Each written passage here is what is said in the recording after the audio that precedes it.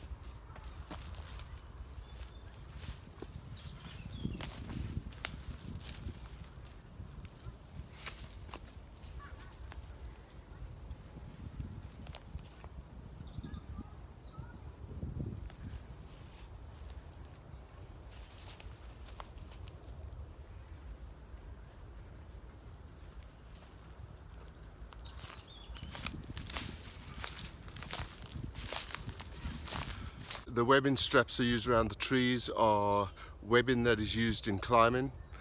Just popped a figure of 8 knots around it to create a loop. Simple, easier for me anyway.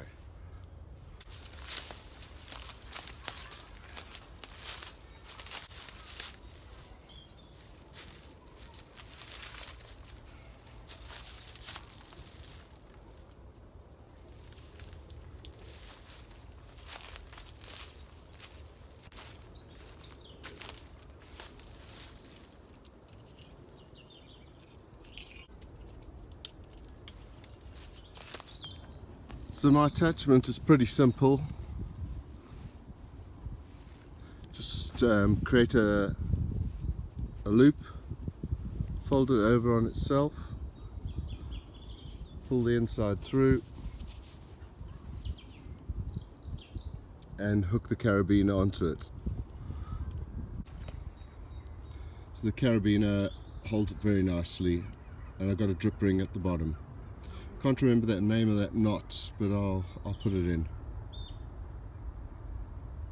Sorry about that dodgy filming. We'll pop the hammock up, nice ticket to the moon double hammock, and it might look a little bit high, but once you get in it drops nicely.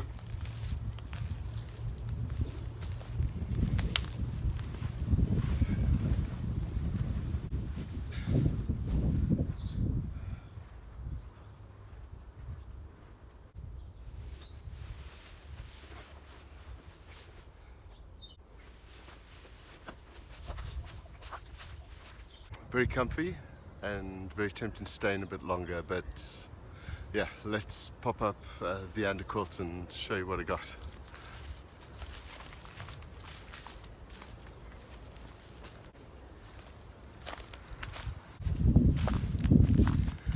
Yeah, it is a little bit big, but it works for me. What it is this is just a standard 300-gram sleeping bag from my local grocery store, which I had lying around, and I thought, if I'm going to give it a try making my own underquilt, let's do it with something that's not too expensive.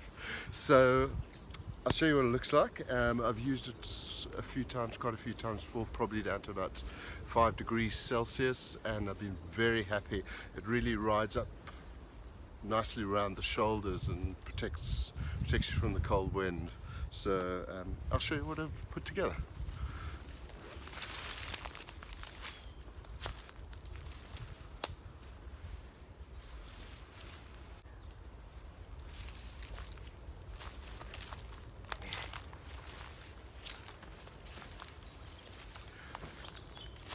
So this is a sleeping bag.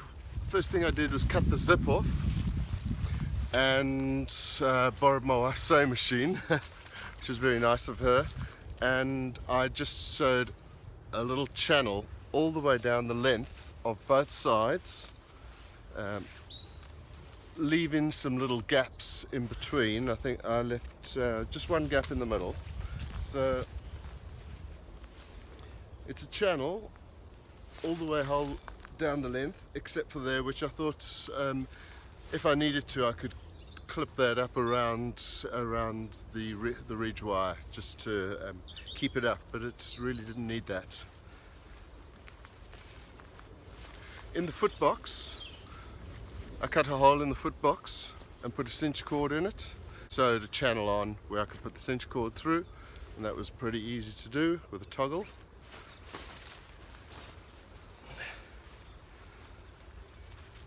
And for the head, which already had a channel in, obviously, because it had your cinch area in, chopped off the part of the sleeping bag, the hood part of the sleeping bag. I chopped that off, and I kept just the cinch channel that was around the shoulders, and I just locked that off on both sides with the toggles and a knot.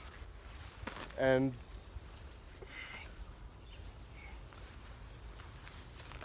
the lengthwise, the bungee that went through the lengthwise, I tied it off at a knot on either end at the top,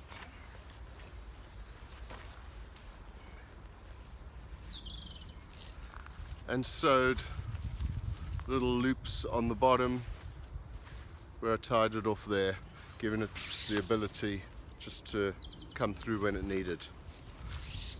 But let's put it on, I'll show you what it looks like.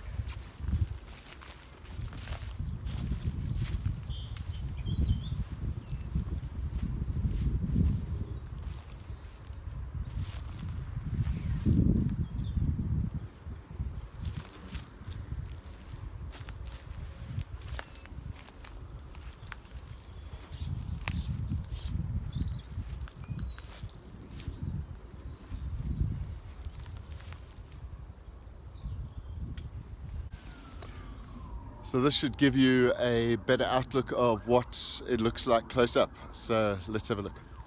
So from the carabiner at the foot box, the hammock hooks in, and the bungee from the Underquilt hooks in there, which runs down to the two loops which I've just sewed in at the top of the foot box. There is the hole for the foot box, which comes through, and very nice, gives me a nice bit of space there, and this can just be tightened up, gives me a nice bit of space for my feet. These were just temporary fixes because I hadn't made the sleeve long enough, so I added in a few there. But as I said from the beginning, it was a cheap trial, so you live and learn. So as you can see, we've got our hammock inside, which I'll jump into now and show you. We've got the underquilt, which sits really nicely, and there's a nice bit of space underneath there, which traps the warm air. This, as I mentioned, was a little carabiner, which I thought might be useful if you needed to, was actually to clip it onto the ridge line above, but it wasn't necessary. It sits up really nicely by itself, and it was a simple project to do. Here are just the two sewn in loops at the top, and you can see I've just put an overhand knot there just to make sure that they do stay steady. There's the toggle on either side for the head end to keep it nice and firm around the head, and all the way up to where it goes around the carabiner this side. So let me jump in and give you a demonstration of what it looks like. Head in, foot end. I suppose I should take my shoes off, but it's only for demonstration purposes.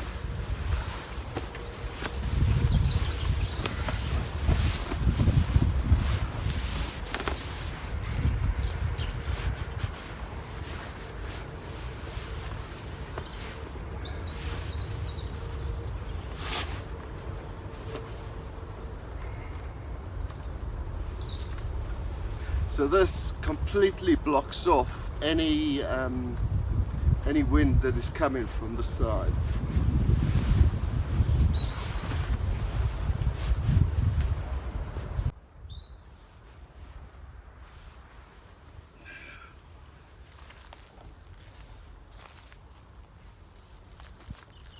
So I'm a side sleeper, so I find that really does block off the wind really nicely in both sides. I'm very comfortable in this little setup.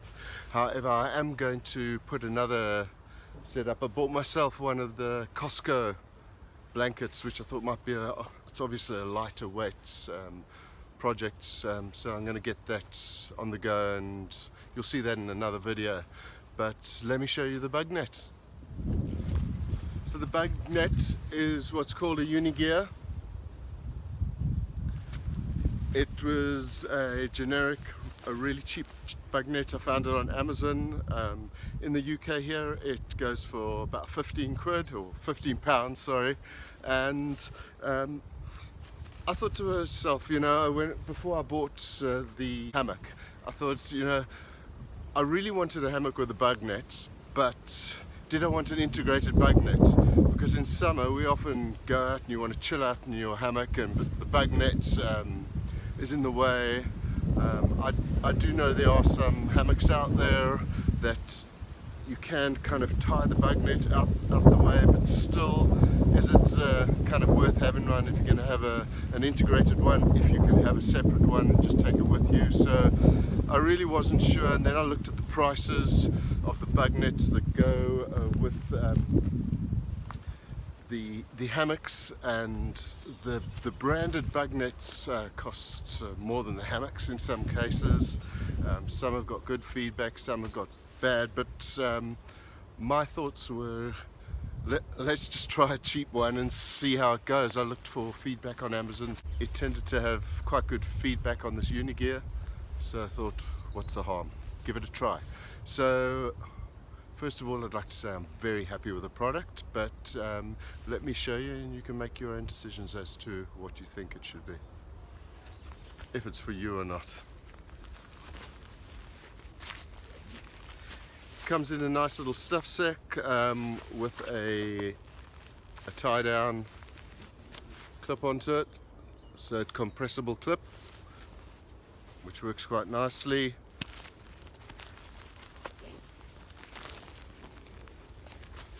Within that you get your bug net.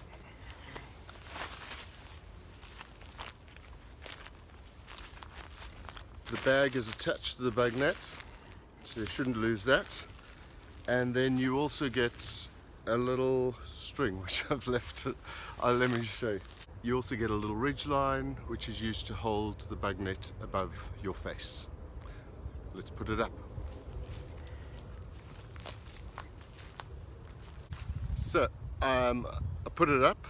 It might not look like much, but once I'm in, it cinches up very nicely. And let me just jump in and I'll show you what it looks like.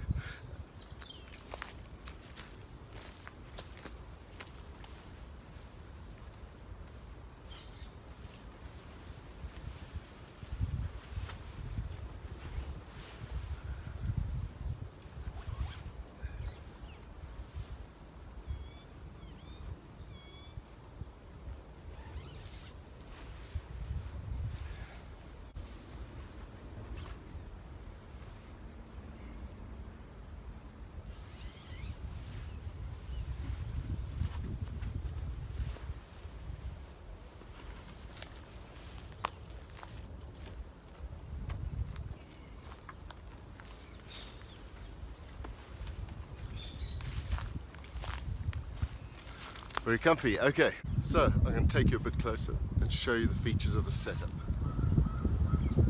So excuse the geese and the bit of the wind noise, but let's take you closer. I'll show you what it looks like. So what we have is the hammock,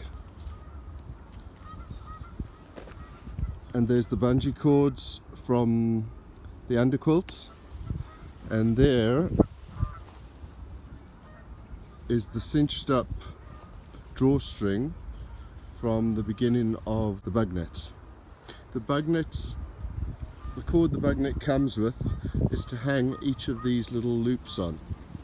So that is the thing that actually keeps it up. There are 7 loops, ending with another drawstring at the end.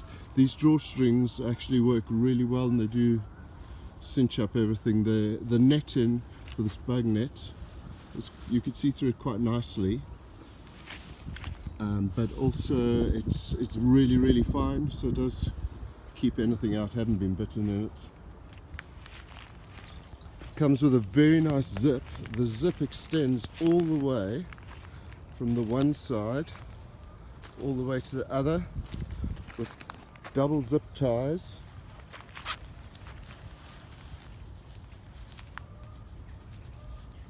And double tags, which means you can zip it from inside or outside. What I really like about this is that it goes down really low below the actual hammock, so it's not really tight up underneath you. There's plenty of room. You could even stand on it. I've got out and stood on it before and it's not an issue. So what does it look like inside? So you can see the zip fits very nicely. I do have a little piece of paracord that I've tied, which helps me open it from the side, so that makes a big difference. As far as height goes, as high as I stretch my arm, you can get it higher than that if you wanted to, but I normally run a ridge line through the middle as well, which I hang my books on. And you can see here that this actually covers me really nicely. It was quite a good little project and it's worked really well. So I encourage you, if you haven't made one, go ahead and make it. Obviously, I'll lie a bit more this direction, and I do lie on my side as well, but it does cover me very nicely, and it's easy just to pull up. If you need to just give it a pull up like that, it covers you a bit more. Just a view from the other side. You can see it's quite warm in here, but you can just see from that side. Let me get it. It's the sleeping bag come underquilt, covers me on both sides all the way there, and should you need to, what I do is, if there's a wind coming from one side, I just tend to pull it up or forward and back. I think it's about to start raining, so I better get inside. Stay safe out there. God bless.